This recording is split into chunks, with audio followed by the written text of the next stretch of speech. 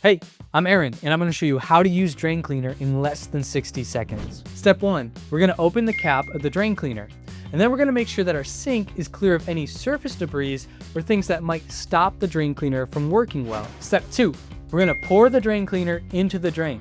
Now for this brand, we're going to use half the bottle, but for other brands, the amount may be different. Step number 3 is the easy part. We just got to wait 15 to 30 minutes and let the drain cleaner do its work.